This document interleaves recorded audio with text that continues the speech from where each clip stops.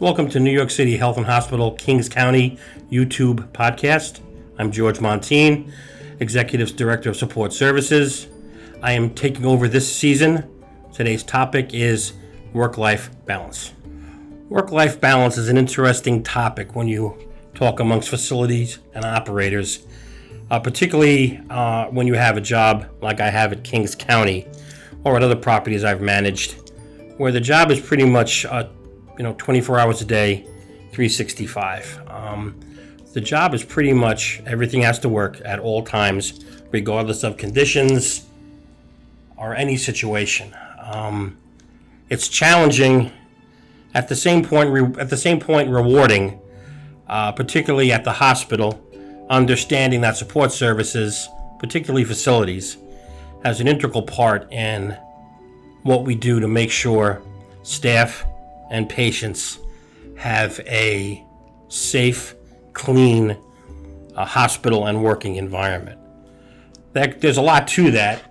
And within facilities, we have 114 trade staff. Every trade is represented, and each plays their role in keeping the base services and operations for the hospital running. Again, it's 24/7. As you can imagine, outlets break, pipes pop, break, fire alarm panels go off, lights go off. There's always something going on at any point during a given day with facilities that you have to be able to respond to. Work-life balance starts with, I think for all of my operations, communication, partnership, trust, and accountability. Every day we come into a hospital where we have to manage expectations.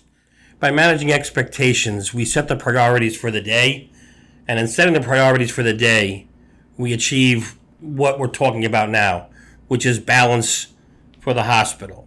Again, there's a large number of trades involved in managing the hospital every day.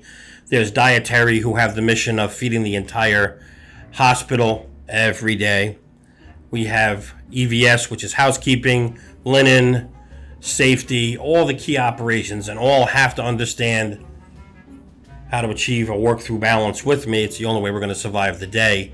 All of us and all of my staff every day have to set the objectives and the priorities from the day, and from doing that, communicate through, and by communicating through, we've all have the partnership that I referenced earlier for the day, and in having the partnership for the day, we move forward. There's the trust that's involved, and we can survive that day or survive that week just by simply managing expectations and priorities. What most benefits the hospital that day? What was left from the night before that we had talked about? What do we need to get done moving forward for that day? The goal is always to maintain a safe, clean, healthy work environment for all the staff and patients. It starts with simple things like bathroom cleanliness, through the elevators have to be working, all the lights have to be on, to the more technical, clinical aspects of medical air and medical gas, and all of the operations that support nursing. The nurse's call system falls under facilities. So we touch almost every part of the hospital every day. So balance at work goes back to, again, what I said, expectation management, balance with the various teams, and all of us working through that communication, partnership, trust, and accountability. And accountability becomes key. Because we're going to communicate, and we're going to partner, and we're going to have trust, but at the end of the day, we can't achieve our goals, or I can't work with my various groups to achieve our goals, then let's face it, we have no balance. And that's achieved, again, and I'll come through this a number of times. Communication management in operations is probably the largest or the most significant part of the job. Through clear communication, because of technology, we're communicating all day long through various means and modes of communication. Clear, direct, knowledgeable, fair communication. That's my goal every day, and I think we achieve that every day. you may have people disagree with me, but that's how I see the facility. I can't run the facility as I personally see it, or how I think, or how I feel. We have a significant number of compliance initiatives that were mandated through the Department of Health, OMH, Joint Commission. We have to achieve those every day as well. Beyond what are the simple things we do to fix the hospital, we have to keep the hospital compliant. And compliance is not a growing, but a significantly ongoing process, ever evolving. For just simple thing like domestic water, which was always everybody, assumed, oh, it's fine, it's water, it's coming from the city, no problem.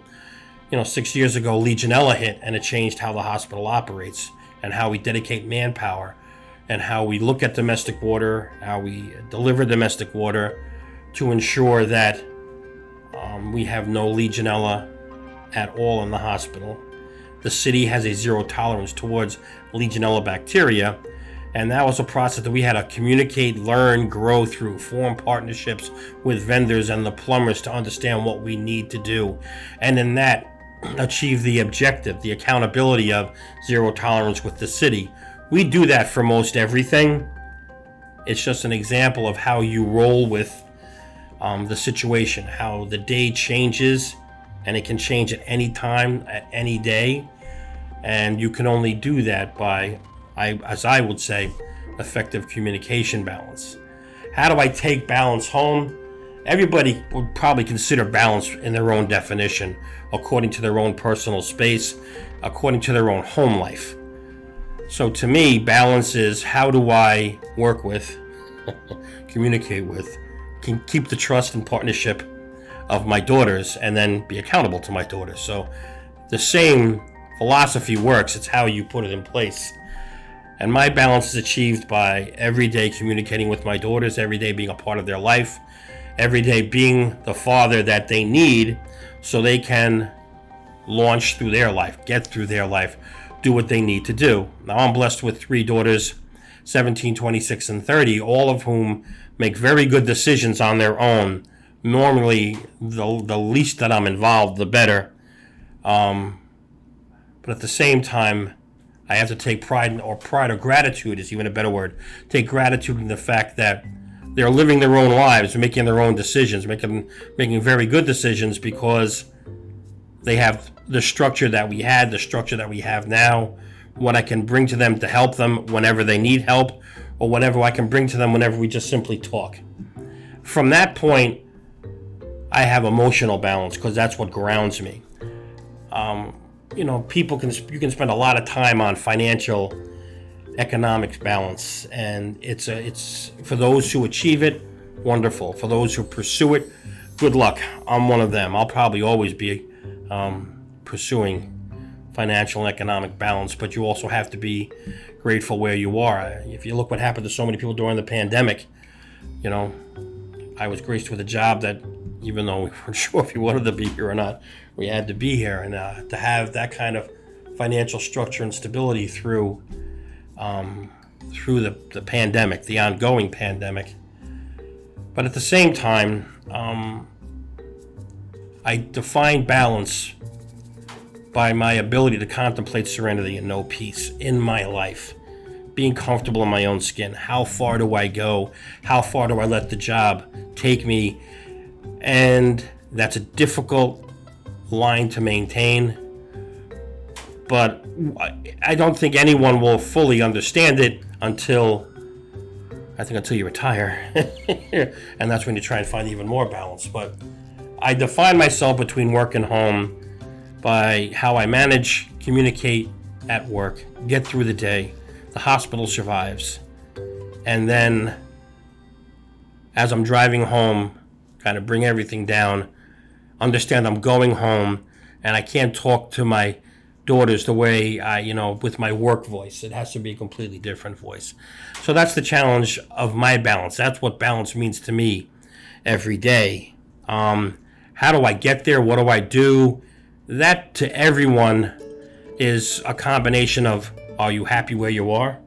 Is the job where you're working bringing you the satisfaction that you need, and how do you get balance there and then balance and bring that home with you. The three tips that I would say: everything starts with communication management. Everything starts with direction. Without that, the day will not happen. The job will manage you and you will not manage the job.